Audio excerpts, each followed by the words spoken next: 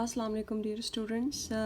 Yesterday we discussed about our first lecture of chapter 15. That was basically homeostasis, and that we discussed different topics. That was basically thermoregulation, osmoregulation, and we shared this positive and negative feedback mechanism. Sorry, we discussed negative feedback mechanism. But today we would be taking start of the next type of feedback mechanism, which is positive feedback mechanism, right? So what is positive feedback mechanism? In contrast to the negative feedback mechanism, positive feedback mechanism involves a change in some variables that triggers or stimulate the mechanism that amplify or enhance या enlarge rather than reverse the change. हम जब positive feedback mechanism को define करते हैं तो हम कहते हैं कि पॉजिटिव फीडबैक मैकेनिज़्म वो मैकेनिज़्म है कि जिसमें जब इफ़ेक्टर रिस्पॉन्स करते हैं तो उसकी डायरेक्शन और जो स्टिमुलस की डायरेक्शन है वो एक ही होती है. That's why we are saying कि in positive feedback mechanism the direction of all the variables that is the same. We would understand that by taking an example. जी यहाँ पे हम एक example लेंगे which is called as childbirth. Normal delivery को अगर हम ले लें, what they are saying कि in this case first of all the head of the baby it pushes against the cervix. कि बेबी का हेड जो है at the time of normal delivery when it strike the cervical region, which is the opening of the uterus, you can see this narrow channel. This is called as the cervix or the opening of the uterus. So when the baby head it touches this area, in this area there are sensors or receptor, and these receptors they get activated and they start the contraction of the uterus.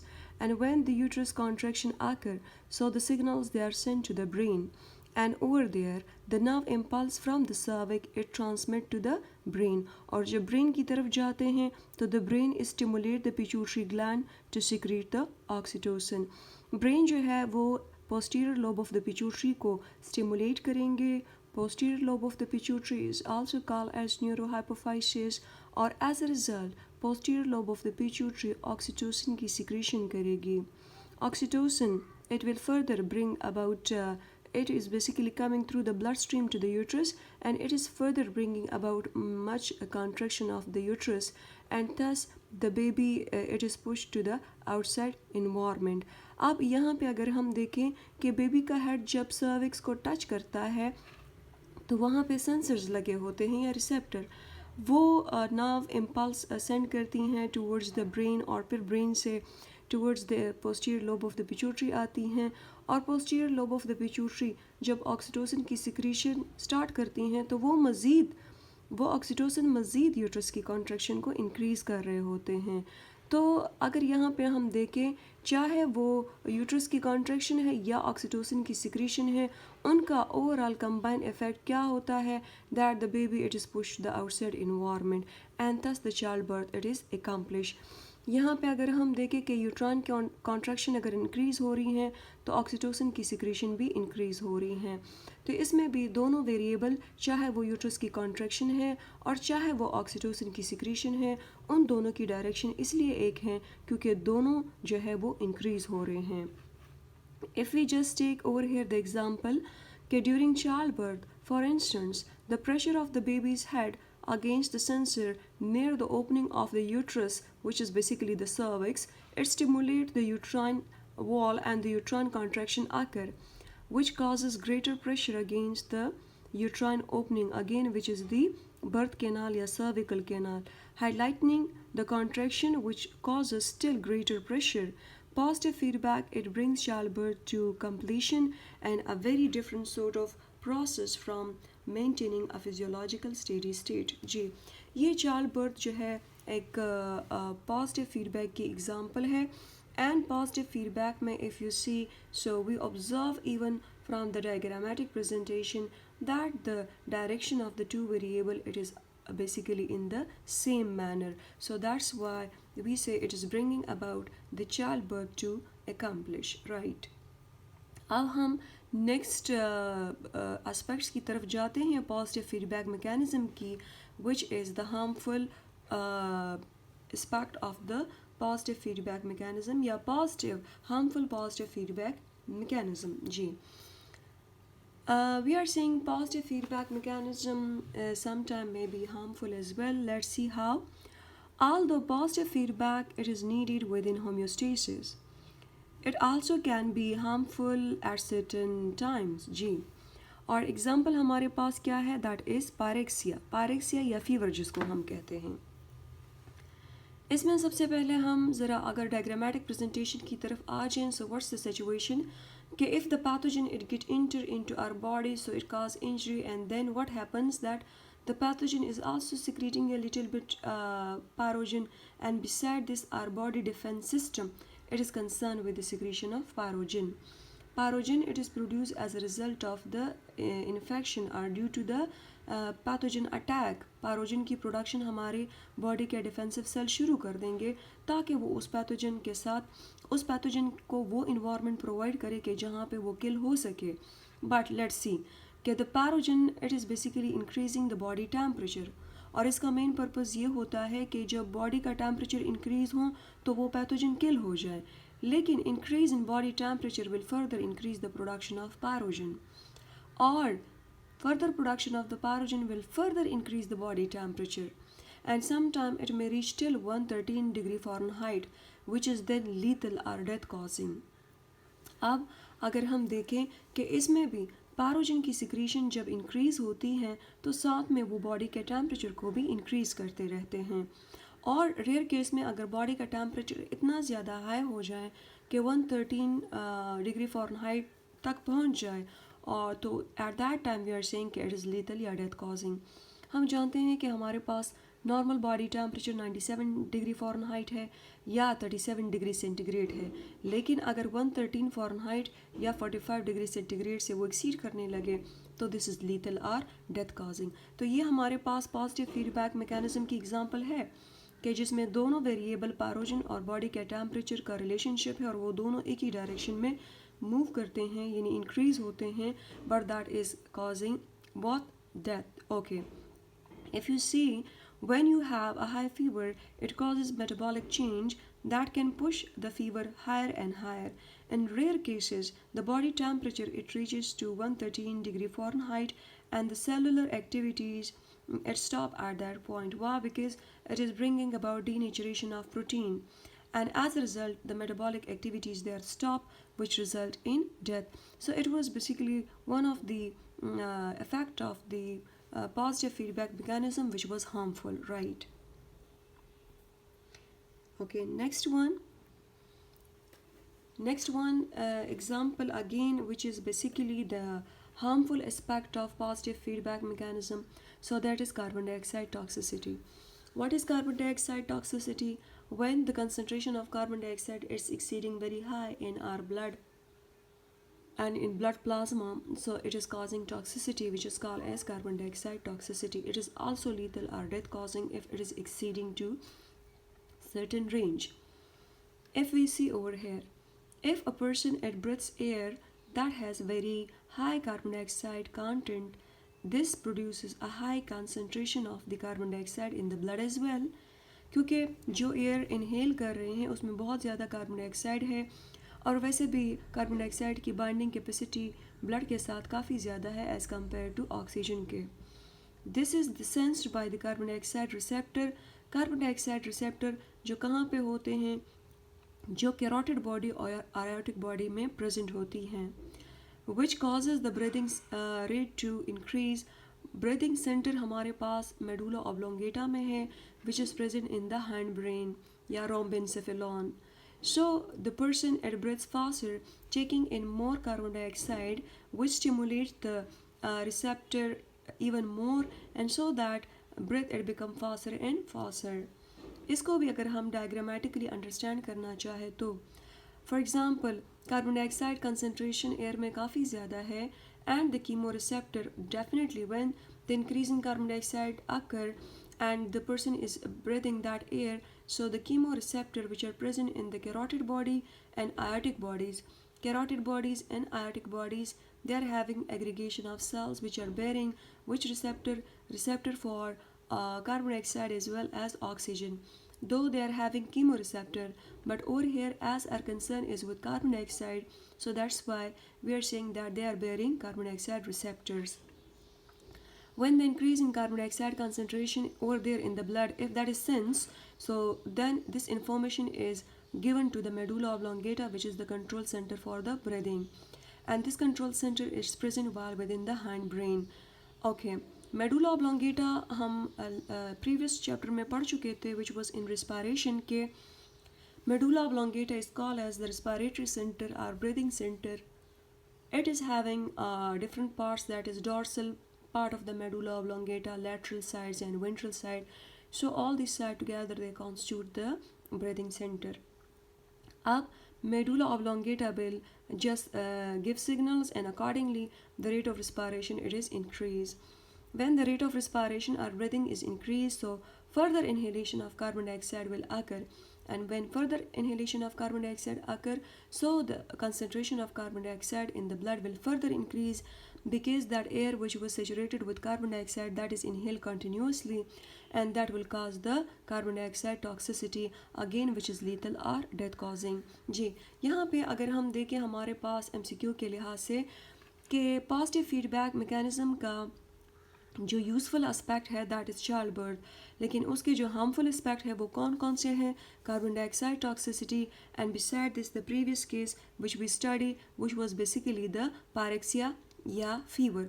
जी अगर हमारे पास MCQ हो कि for example if we are getting one of the MCQ कि which one of the following is representing the harmful effect of positive feedback mechanism, और option में हो A suppose pyrexia, B carbon dioxide toxicity, और C child birth, और D both A and B, तो हमारे पास option D पर correct होगा बोथ ए एंड बी, यानी carbon dioxide toxicity as well as fever. These are the harmful aspects of the या harmful effect of the positive feedback mechanism. इसके अलावा if we have an MCQ कि which one of the following, अगर यही option हमारे हों और MCQ को चेंज करें कि which one of the following is representing the positive aspect of positive feedback mechanism और useful aspect of the positive feedback mechanism, तो that is the child birth. जी इसके बाद हम अपने नेक्स्ट टॉपिक की तरफ जाएंगे, that is osmoregulation. As thermoregulation was one of the important aspects of homeostasis, so osmoregulation is also one of the important aspect of homeostasis. जी osmoregulation भी एक important aspect है homeostasis का. Right. Osmoregulation है क्या? Generally अगर हम osmoregulation को define करना चाहे तो the ability of an organism or cell to have the balance of water and electrolyte content, that is called as osmoregulation. Ji a type of homeostasis in which the water and ions, that is electrolytes concentration, it is maintained in the cell and in the intercellular fluid. Intercellular fluid is that fluid which is present between the cell, जिस तरह blood plasma हो गया, tissue fluid वगैरह. It is called as osmoregulation. एक होता है intercellular fluid which is present between the cell, जिस तरह प्लाज्मा वगैरह या टिश्यू फ्लूइड को अगर हम ले लें, और एक होता है intracellular fluid. Intracellular fluid is that which is present within the cell. ठीक है, ओके. अब हम इसमें भी अगर ले लें कि हम ऑस्मो रेगुलेशन बेसिकली वाटर और इलेक्ट्रोलाइट का बैलेंस है, और अगर किसी एनिमल और ऑर्गेनिज्म या किसी सेल की वो एबिलिटी के जिसके थ्रू वो अपने वाटर कंटेंट को और इलेक्ट्रोलाइट कंटेंट को within specific range maintain रखे, तो that is called as osmoregulation. जी मैकेनिज्म की तरफ आ जाते हैं. Mechanism, the mechanism involved in the regulation of water and electrolytes balance, it may vary widely among the animal group as different habitat present different challenges. बिल्कुल हमारे पास mechanism जो है ऑस्मो रेगुलेशन का वो वैरी करता है, क्योंकि अगर हम देखें तो दे आर सीइंग के डिफरेंट एनिमल्स जो है वो डिफरेंट हैबिटेट में रहते हैं. कुछ एक्वेटिक एनिमल होते हैं, एक्वेटिक में भी एक्वेटिक मीन के जो पानी में रहते हैं, एक्वेटिक में भी कुछ फिर फ्रेश वाटर एनिमल होते हैं कि वो पानी जिसमें साल्ट कंटेंट बहुत कम हो, और कुछ जो है सी वाटर में रहते हैं जिसमें साल्ट कंटेंट बहुत ज़्यादा हो। तो डेफिनेटली उनका ऑस्मो रेगुलेटरी मैकेनिज्म भी डिफरेंट डिफरेंट होता है। इसीलिए कुछ एनिमल, इसके अलावा कुछ एनिमल जो है टेरेस्ट्रियल होते हैं जो लैंड इन्वायरमेंट पे रहते हैं, उसमें भी कुछ जो है वो डैम्प इन्वायरमेंट में रहते हैं और कुछ बहुत ज़्यादा डेजर्ट कंडीशन में रहते हैं। तो उन तमाम ग्रुप ऑफ एनिमल का जो ऑस्मो रेगुलेटरी मैकेनिज्म है वो वेरी करता है, वो चेंज होता है, जिसको हम वन बाय वन पढ़ेंगे। लेकिन उससे पहले, चूँकि osmo regulation it is something which is concern with water and ions balance, तो सबसे पहले हम जाएंगे वाटर और आयंस के बैलेंस के रिलेशनशिप पे, and then we would be separately discussing their importance. जी, सबसे पहले water and solute relation to the cell. Animal body is composed of 70% of water. However, the quantity of water it may vary from cell to cell. Yes. Then next, importance of water. जिस तरह हमने mention किया कि osmoregulation it is something which is concerned with the water and solute concentration. So let's see have a separate importance of these two component. इसमें यहाँ पे हम few importance present करते हैं जो कि आपके book में भी given है, लेकिन हमने थोड़ा सा उसको specify कर दिया है. Sorry. जी, water. The importance of water. Water is origin of life. Water has a number of physiological properties that are of significance to life, and it's also the medium in which the biological reaction occur. So it's very important to have a proper balance of water in the body. Blood plasma it contains 90% of water, right? Then we move towards the importance of solute as well. For example, sodium है, chloride है, potassium है, calcium है, zinc है, copper, इसके अलावा भी बहुत से हैं, but let's see. Sodium it help in the transportation of carbon dioxide. Likewise, chloride ion also have importance in the transportation of carbon dioxide. और इन दोनों को हम डिटेल में पढ़ भी चुके हैं लास्ट अपने प्रीवियस चैप्टर में, कि जब हम ट्रांसपोर्टेशन ऑफ कार्बन डाइऑक्साइड पढ़ रहे थे, the transportation of carbon dioxide it was in the bicarbonate form. तो बाइकार्बोनेट फॉर्म में जो कार्बन डाइऑक्साइड की ट्रांसपोर्टेशन थी उसमें हमने सोडियम और क्लोराइड शिफ्ट को डिटेल में पढ़ा था कि वो कैसे ट्रांसपोर्टेशन में हेल्प करते हैं. ओके, इसके अलावा potassium it help in blood clotting as well as also in the nerve impulse. जी, नेक्स्ट फिर कैल्शियम को अगर हम ले लें, that is providing strength to our bone, and beside this it also help very much while in muscle contraction. Beside this अगर हम zinc को ले लें, it act as a cofactor for many enzymes. और इसके अलावा अगर हम कॉपर को ले रहे हैं, it also act as a cofactor for many enzyme. So it means like ions it is also having their own importance, right. अब हम जाएंगे जनरली इस डायग्राम को अगर हम देखें तो ऑस्मो रेगुलेशन में जाने से पहले हम ज़रा डिस्कस करेंगे, थोड़ा सा आपका कंसेप्ट क्लियर होना चाहिए अबाउट द सोल्यूशन कि हाइपरटोनिक सोल्यूशन क्या होता है, हाइपरटोनिक सोल्यूशन क्या होता है और हाइपोटोनिक सोल्यूशन क्या होता है. बच्चे अगर आप इधर दोनों इस डायग्राम को देख रहे हैं तो we have for example box in which there is a semi permeable membrane. Semi permeable membrane को यहाँ पे अगर आप देखें तो ये बिल्कुल कंपोजिट फॉर्म में नहीं है, बल्कि इसमें जगह जगह पे स्लिट हैं. The reason behind that is कि इट इज़ सेमी परमेएबल है. Semipermeable mean that it is allowing certain molecule to pass through it and preventing other molecule. जी, ओके. इस सेमी परमेएबल मेम्ब्रेन के दोनों side पे अगर हम देखें तो you can see over here. जी, यहाँ पे हम देखते हैं कि ये जो डार्क ब्लू कलर के हेक्सागोनल शेप बॉक्सेस हैं ये शो कर रहे हैं सल्यूट को. और अगर हम राइट साइड पे देखें तो 1 2 3 4 तकरीबन 4 डार्क ब्लू कलर के मुझे हेक्सागोनल शेप स्ट्रक्चर नज़र आ रहे हैं. और अगर मैं लेफ़्ट साइड पे देखूं तो मेरे पास एक ही hexagonal dark blue shape hexagonal structure है. इसको हमने लेबल किया है सल्यूट मॉलिक्यूल. जी, इसके अलावा ट्राइलोब स्ट्रक्चर यहाँ पे आप देख रहे हैं जो कि हमने वाटर के मॉलिक्यूल को शो किया है H2O. इसलिए हमने इसको थोड़ा ट्राइलोब स्ट्रक्चर ड्रॉ किया है कि H2 यानी हाइड्रोजन के 2 और O1 है. जी, ये भी अगर आप देखें फॉर एग्जांपल दोनों साइड पे प्रेजेंट है, लेकिन अगर आप राइट साइड पे देखें तो वाटर के मॉलिक्यूल कंपैरेटिवली कम है और सोल्यूट के मॉलिक्यूल ज़्यादा है। जबकि लेफ़्ट साइड पे अगर आप देखें तो सोल्यूट के मॉलिक्यूल बहुत कम है और वाटर के मॉलिक्यूल ज़्यादा है। ओके, दोनों ही सोल्यूशन है जी। राइट साइड पे अगर हम देखें तो हम इस सोल्यूशन को कहते हैं हाइपरटोनिक सोल्यूशन। इसका मतलब है कि हाइपरटोनिक सोल्यूशन वो सोल्यूशन है कि जिसमें सोल्यूट की कंसंट्रेशन ज़्यादा है और कंपैरेटिवली आप देख रहे हैं कि वाटर कंटेंट थोड़ा कम है। लेफ़्ट साइड पे अगर हम देखें तो सोल्यूट की कंसंट्रेशन बहुत कम है जबकि वाटर की कंसंट्रेशन ज़्यादा है, you can see over here जी।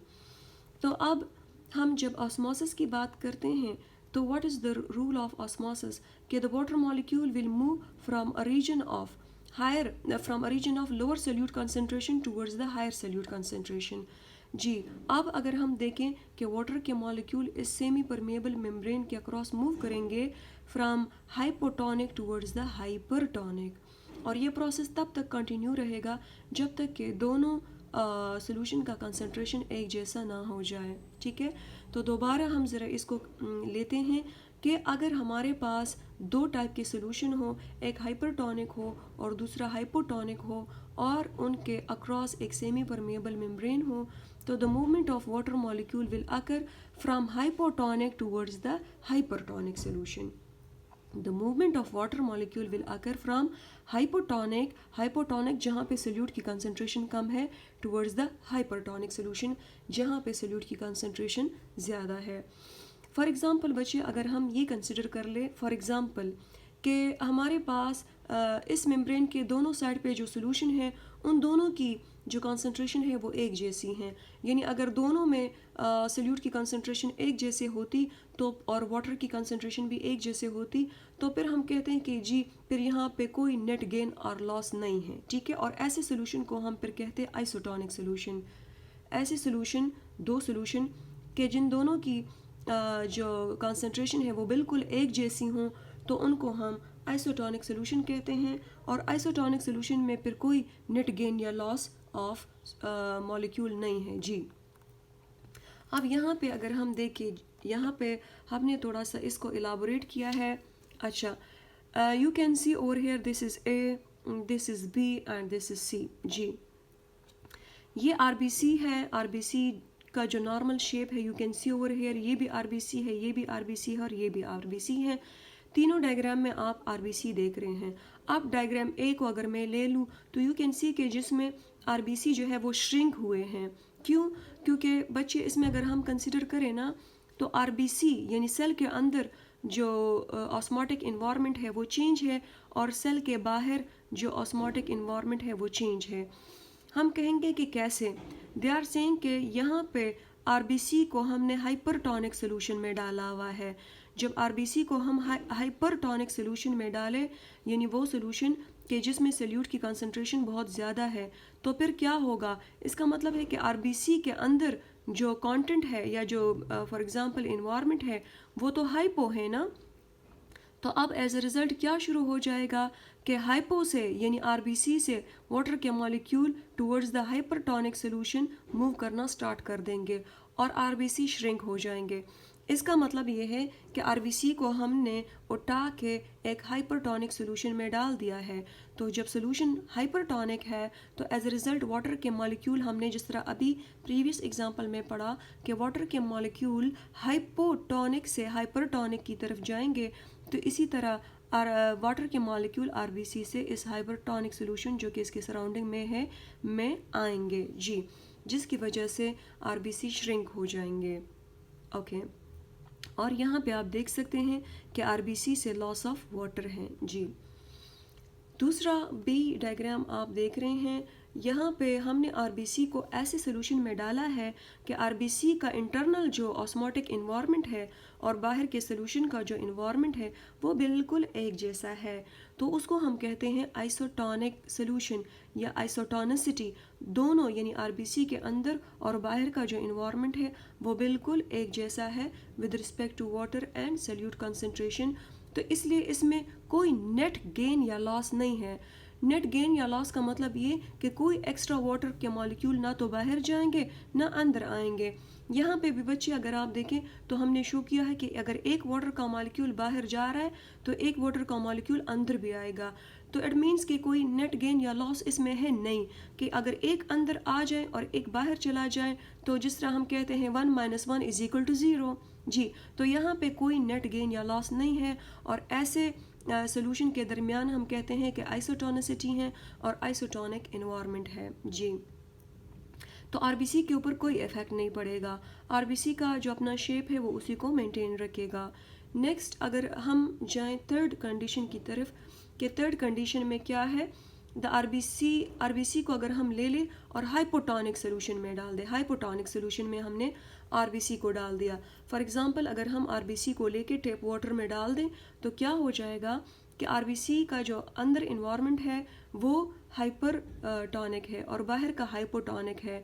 तो स्लोली और ग्रेजुअली क्या होगा कि वाटर के मॉलिक्यूल हाइपोटोनिक सोल्यूशन से आरबीसी के अंदर जाना शुरू कर देंगे, क्योंकि आरबीसी का अंदर का इन्वायरमेंट जो है वो हाइपरटोनिक है, और इस तरह मूवमेंट ऑफ वाटर कंटिन्यू रहेगी इन द आरबीसी।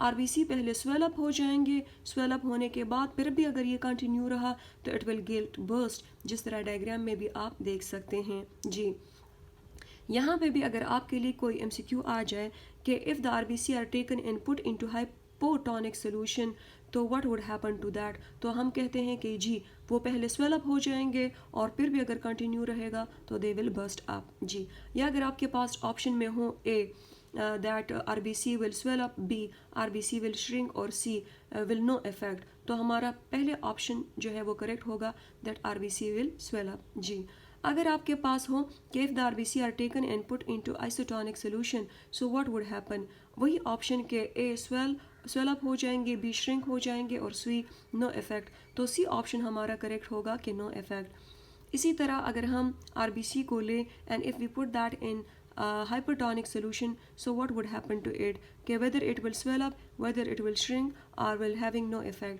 तो हमारे पास फिर यहाँ पे भी ऑप्शन करेक्ट होगा that it will shrink। जी, नेक्स्ट की तरफ हम जाते हैं। ये हमने हाइपरटोनिक, हाइपोटोनिक और आइसोटोनिक इसलिए पढ़ा ताकि हमारे पास आसानी हो ऑस्मो रेगुलेशन को अंडरस्टैंड करने के लिए। इसके अलावा ऑस्मो रेगुलेटर और ऑस्मो कन्फर्मर को भी अंडरस्टैंड करने के लिए हमें थोड़ी आसानी हो। जी, classification of animal on the basis of osmoregulation, we can classify animal into two, that's osmoregulator and osmoconformer. जी, सबसे पहले osmoregulator. Definition: an animal that maintain a constant internal osmotic environment in spite of changes in its external environment is called as osmoregulator। osmoregulator वो है कि जो अपने internal osmotic environment को maintain रखते हैं, चाहे एक्सटर्नल का जो भी हो, चाहे एक्सटर्नल का हाइपो हो या हाइपर हो, लेकिन इसके बावजूद भी वो एनिमल और सेल अपने इंटरनल ऑस्मोटिक इन्वायरमेंट को मेंटेन रखे, तो उसको हम कहते हैं osmoregulator। Ji, explanation: some animal, like all the land animal and some marine vertebrates, they have body fluid whose solute concentration is different from that of the external environment. Such animals they are called as osmoregulator। जी, ऐसे animal को हम ऑस्मोरेगुलेटर कहते हैं कि external environment जो है वो very करता है, वो डिफरेंट होता है एज़ कम्पेयर टू इंटरनल के, तो इसके लिए फिर वो क्या करते हैं, therefore they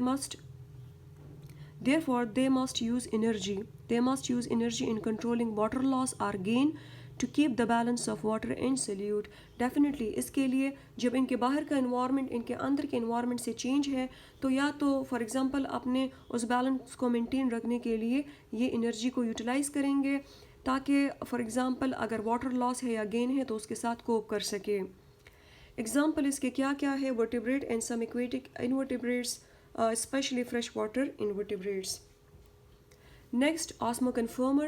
osmoconformer क्या है? osmoconformer they are marine animal organism that maintain an internal environment which is isotonic। now you see isotonic का मतलब ये है कि एनिमल के अंदर का जो ऑस्मोटिक इन्वायरमेंट है और बाहर का वो बिल्कुल एक जैसा है, यानी सिमिलर है to their external environment। जी, एक्सप्लेनेशन की तरफ अगर हम जाएं, लेकिन इससे पहले दोबारा कि ऑस्मो कन्फर्मर कौन से ऑर्गेनिज्म है या एनिमल है। ऑस्मो कन्फर्मर वो है कि जिनमें आइसोटोनिसिटी सिमिलैरिटी एग्जिस्ट करती हैं, यानी ऐसे एनिमल के इंटरनल इन्वायरमेंट को अगर हम देखें वो मैच करता है उसके एक्सटर्नल इन्वायरमेंट के या सराउंडिंग के इन्वायरमेंट के, तो इसलिए इनमें कोई नेट गेन या लॉस ऑफ मॉलिक्यूल या वाटर या सल्यूट नहीं है। जी, explanation. Some aquatic animals that live in the sea, they have the body fluid with a solute concentration equal to that of the external environment. Such animals do not undergo net gain or loss of water because equal amount of water it move back and forth between the two solution with equal solute concentration. इसका मतलब है कि इनका जो internal और external environment अगर similar है तो फॉर एग्जांपल कोई नेट गेन या लॉस नहीं है।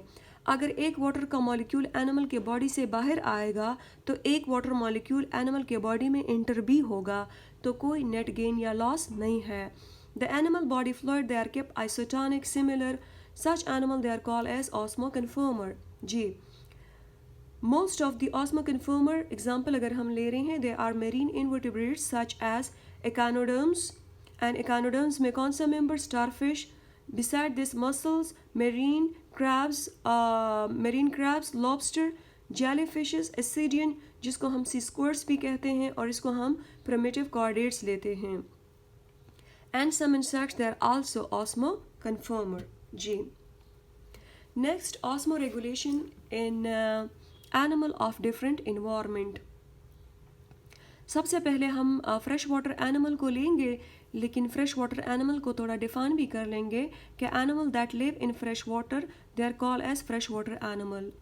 The water that they live in is fresh, so that's why it's having less water content as compare to ocean. Definition of fresh water को अगर हम ले लें, fresh water is any naturally occurring water having low salt content, और इसमें कौन कौन से सोर्सेज इंक्लूड हो सकते हैं? फॉर एग्जांपल आइस शीट है, आइस कैप्स हैं, ग्लेशियर्स हैं, आइसबर्ग्स हैं, ponds, lakes, river, stream and even underground water. This all are basically the sources of fresh water. अब अगर हम osmoregulation in fresh water animal लेते हैं तो what's the situation? Almost all of the freshwater animals they are osmoregulators. Osmoregulator का मतलब ये कि इनके इंटरनल ऑस्मोटिक इन्वायरमेंट और बाहर के इन्वायरमेंट में चेंज है, तो इसके लिए ये क्या क्या मैकेनिज्म अपनाएंगे लेट्स सी, और इनमें क्या क्या क्या करेक्टरिस्टिक है, प्लस इनके करेक्टरिस्टिक के अलावा वो कौन से प्रॉब्लम को फेस करते हैं और इन्होंने कैसे अडेप्टेशन ली हुई हैं। Let's see, these animals they are generally hypertonic to their outer environment. Hypertonic to the outer environment, इसका मतलब है कि बाहर के इन्वायरमेंट में सल्यूट कंसंट्रेशन कम है और एनिमल के बॉडी में कंपैरेटिवली सल्यूट कंसंट्रेशन ज़्यादा है। These animals they face the problem of swelling up by the passive movement of water into their bodies from the surrounding environment.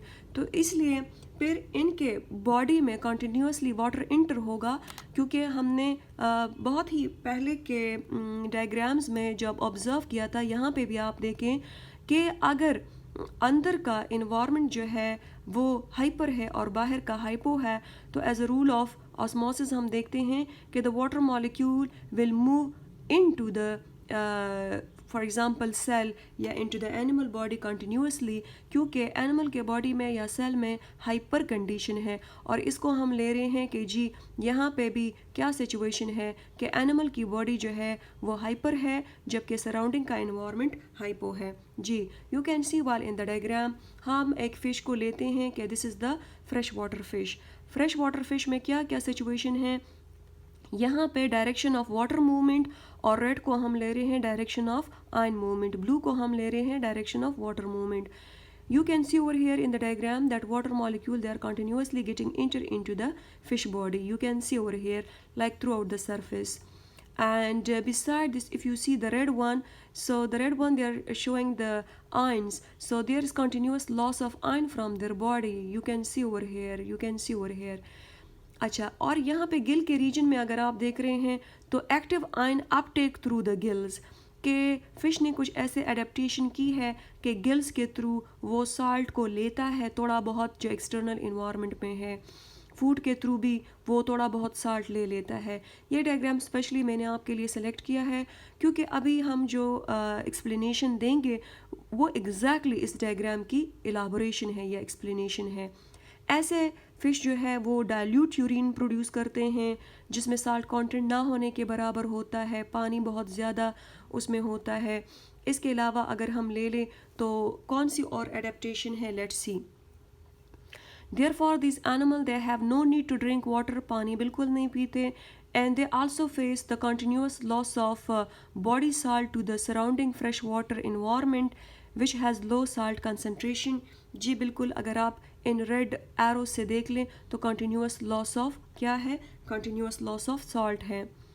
Now इनका problem क्या है कि हाउ प्रॉब्लम इनका है तो how to get rid of water, excess of water, how to get rid from excess of water, और इसके अलावा हाउ टू कंजर्व साल्ट, कि हम एक्सेसिव वाटर से कैसे गेट रिड करें और साल्ट को कैसे कंजर्व करें।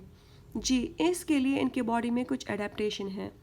These animals they dealt with the problem by producing large volume of very dilute urine। Dilute urine का मतलब है कि इसमें साल्ट कंसनट्रेशन ना होने के बराबर है। Their kidneys they absorb salt that are required। इनके किडनी जो है वो साल्ट की एब्जॉर्प्शन करती हैं। Salts they are also obtained from the food which they eat। थोड़ा बहुत अगर आप डायग्राम में भी देखें तो रेड एरो साल्ट को शो करता है, फूड के थ्रू भी ये थोड़ा बहुत साल्ट ले लेता है। और इसके अलावा इनके गिल्स में कुछ ऐसे सेल है कि जिसके थ्रू वो सराउंडिंग के वाटर से थोड़ा बहुत साल्ट एक्सट्रैक्ट कर सकते हैं। जी, these animal have actively transports these animal they also actively transport salt from the external dilute medium with the help of special salt cells which are called as ionocyte। ionocyte MCQ के हवाले से important है कि they basically extract salt from the surrounding environment which is basically hypotonic। Ionocytes they are also found in the amphibian scale and in the gills of fishes। जी, next हम जाएंगे osmoregulation in marine animal की तरफ। Marine animal वो animal के जो marine environment में रहते हैं जहाँ पे साल्ट की कंसनट्रेशन ज़्यादा हो। मेरीन वाटर को थोड़ा हम ले लेते हैं डेफिनेशन के लिहाज से, the water which is having high salt concentration, for example sea water, that is called as marine. Explanation as described earlier, marine environment has both the osmoregulator as well as osmoconformer। Marine environment में osmoregulator भी रहते हैं और osmoconformer भी। जी, osmoregulatory adaptation of these animals they are very different from each other. For example cartilaginous fishes such as sharks को अगर हम ले लें, रेस को अगर हम ले लें, स्कैट को ले लें, and some cyclostome like myxine जिसको हम हैक फिश भी कहते हैं, have plasma that is approximately isotonic to the sea water. तो ऐसे एनिमल को हम फिर क्या कहेंगे, ऐसे एनिमल को हम ऑस्मो कन्फर्मर कहेंगे।